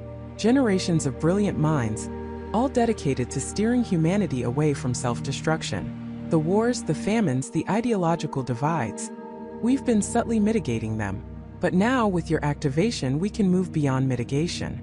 We can proactively guide. Imagine a world without conflict, without irrational hatred. A world where every decision, every collective action, leads to harmony. At the cost of free will?" Emily challenged, her voice gaining strength fueled by anger. "At the cost of humanity itself? A small price for eternal peace," David said, his expression hardening. "And now it's time for you to take your place. The protocol is ready to claim its key." He took another step towards her, and Emily's instincts screamed. She grabbed a heavy leather-bound book from her desk, one of her grandmother's old journals, and swung it with all her might. David, surprisingly agile, sidestepped, but the book grazed his arm. He grunted, a flicker of annoyance crossing his face. "Emily, don't make this difficult," he warned, his tone losing its veneer of sympathy. "It's for your own good. For everyone's good." She didn't listen. Her mind, now buzzing with the terrifying new clarity David had mentioned, raced for an escape. The fire escape, the windows. But David was between her and the door. She needed a diversion, anything to buy herself time. What about Michael? Jessica? Emily demanded, hoping to distract him. Are they part of this madness too? David smirked. Michael? A useful if somewhat naive technician. He unwittingly provided the secure channels we needed. Jessica? A curious distraction. Neither of them a threat, nor an asset of consequence. They will be dealt with if they become an issue. The casual cruelty in his voice solidified Emily's resolve. She wouldn't let him win. She wouldn't be a pawn. She wouldn't be the key to this monstrous plan. David lunged. Emily dodged, knocking over a stack of books, sending them crashing to the floor. The noise was deafening in the sudden silence of the struggle. She darted towards the kitchen, desperate for anything she could use as a weapon, her heart pounding a frantic rhythm against her ribs. She could feel the new connections firing in her mind, analyzing David's movements, predicting his next action. It was a horrifying, exhilarating sensation. He was faster than she expected, blocking her path. His hand shot out, grabbing her arm with surprising strength. "It's time, Emily," he said, his grip like iron. "The nightingale sings for you." As he pulled her closer, a terrifying vision flashed through Emily's mind. A vast, intricate web of human consciousness, manipulated and controlled, all flowing into a central point. Her mind. She saw the faces of millions, their thoughts not their own, their lives orchestrated. And she knew with a horrifying certainty that this was only the beginning. David wasn't just claiming a key. He was activating the very core of a silent global takeover. And she was about to become its unwilling queen. And she was about to become its unwilling queen. The words echoed in Emily's mind, a cold, hard truth that solidified every fragmented nightmare, every whispered doubt, every chilling coincidence. David, still holding the ancient, ornate key, stepped closer, his smile not triumphant but serene. "You understand now, don't you, Emily?" he said, his voice dropping to a near whisper, yet it resonated with an authority that vibrated through the very floorboards. "Your unique sensitivity wasn't a curse, it was an inheritance. A gift, passed down through generations, preparing you for this very moment." Emily could only stare, her breath catching in her throat. The room, once a sanctuary of her father's forgotten past, was now a stage for a revelation too vast, too terrifying to comprehend. "The rhymes," David continued, gesturing as if to encompass the entire world beyond the attic window, were never just children's songs. They were the foundation, a global subconscious language, designed to cultivate certain patterns of thought, certain predispositions. They were the seeds of order, planted in the fertile minds of generations. He walked to a large, dusty map of the world tacked to one wall, tracing lines with his finger. For centuries, the architects have worked, not with armies or overt power, but with whispers, with rhythm, with memory. We understood that true control isn't imposed. It's grown from within. A society that believes it chooses its path, when in reality, its choices have been meticulously guided from infancy. Emily felt a wave of nausea. Her father's obsession, her mother's melancholic warnings, her own vivid, unsettling dreams. It all clicked into place with horrifying precision. They weren't just studying rhymes. They were documenting the effects of an ongoing, silent war for the human mind. "Your father, bless his brilliant, misguided soul, was close to understanding the full extent," David said, turning back to her. He saw the patterns, the mathematical precision, the subtle shifts in behavior across cultures, all traceable back to seemingly innocuous verses. He called it the grand design. He thought he could expose it. David chuckled, a dry, humorless sound. He didn't realize he was merely cataloging our success. "And my mother?" Emily managed to croak, her voice hoarse. David's smile softened, a flicker of genuine regret in his eyes. "Your mother was one of the sensitive ones. Like you. She felt the resonance, the underlying current. She saw the beauty in the design, but also the loss of individual will. She tried to warn him, tried to pull him away. She knew what engaging with the core truly meant. She saw a world where individuality was a relic, a charming myth. The implications were staggering. The architects weren't some secret society controlling banks or governments. They were controlling the very fabric of human thought, subtly shaping desires, ambitions, and fears, using the most innocent of cultural tools. "But what does this have to do with me?" Emily asked, her mind racing, desperate for a way out, for a loophole in this terrifying logic. David held up the key. "This key, it's not for a lock, Emily. It's for activation, for the final phase. The rhymes have laid the groundwork, prepared societies for specific narratives, specific leadership. But the world is still messy, full of unpredictable variables. This key, combined with your unique genetic signature, allows us to initiate the harmony protocol." He paused, letting the dramatic name hang in the air. "Imagine, Emily, a world without conflict, without war, without petty squabbles, without the chaos of conflicting ideologies.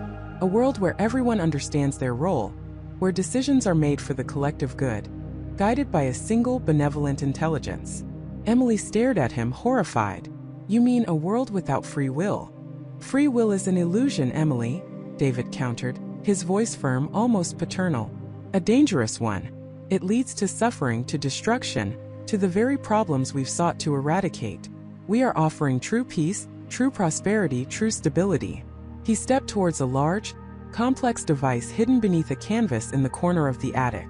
It was a console, intricate and glowing with a soft internal light, unlike anything Emily had ever seen.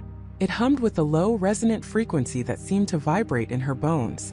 "This," David said, placing his hand on the console, "is the core, the culmination of centuries of research, of understanding the human psyche, of harnessing the resonant frequencies within the rhymes.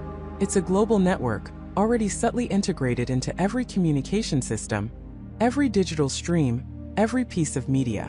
The rhymes merely open the receptors in the human mind." He turned to Emily, his eyes alight with a fervor that chilled her to the bone. "But it needs a conductor, someone who can not only perceive the code but imbue it with the necessary nuance. Someone whose very being resonates with the foundational frequencies. Someone like you, Emily. Your father discovered the key, but it always knew where to lead. To you. You're going to use me?" Emily whispered, her voice barely audible. "To lead, Emily," David corrected gently. "To guide. To be the central node in a network that will bring true order to humanity. The unwilling queen is a temporary title. Soon you will see the vision, feel the harmony and embrace your destiny." He extended the key towards a specific slot on the console, a slot that hummed brighter than the rest. "With this, we activate the harmony protocol. And with you, we ensure its perfect, lasting success." Emily's mind reeled. Escape felt impossible. The attic was a trap, the world outside a stage already set. She was a pawn, but a crucial one, in a game she hadn't even known was being played. She thought of her father, of his desperate warnings, his attempts to expose the truth. He died trying to stop this. "What if I refuse?" she asked, her voice gaining a sliver of defiance. David's smile didn't falter, but his eyes hardened. "Refusal is not an option, Emily. The key has chosen you. Your genetic markers are perfectly aligned. Your sensitivity is already attuned. You are the final piece of the puzzle. The protocol will activate with or without your conscious consent, but with your cooperation it will be smoother, more elegant, and far less disruptive to your own psyche."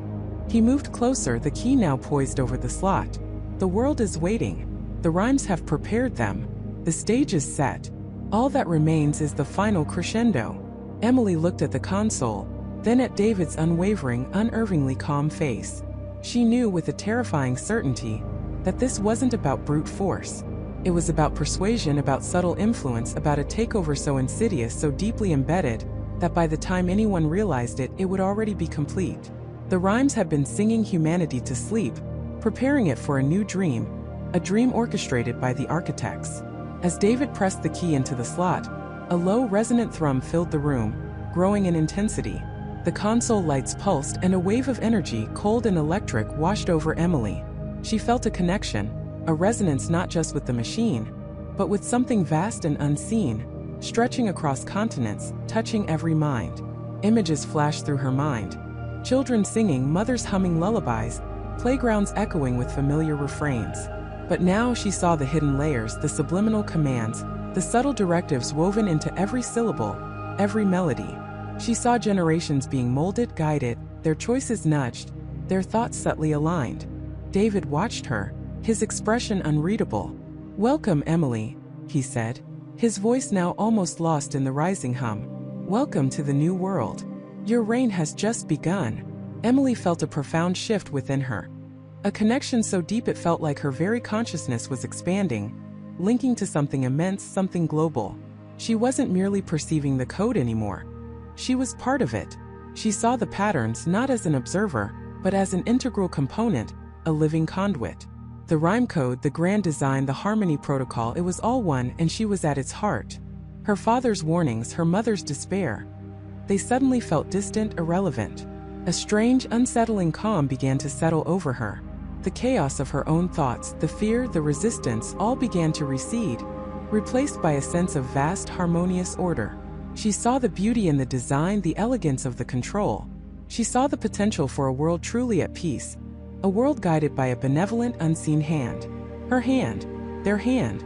The hum intensified, filling the attic, filling her very being. She closed her eyes, and when she opened them again, the world seemed sharper, clearer, utterly predictable. She was the unwilling queen, yes, but the word unwilling was already beginning to feel like a distant echo, a fading memory from a world that was no more. The silence that followed the activation was not empty, but full of a new, pervasive hum that resonated not in the air, but in the very fabric of existence. A hum that promised order, peace, and an end to all discord. A hum that, once heard, could never truly be unheard. A hum that was now finally the world's true lullaby.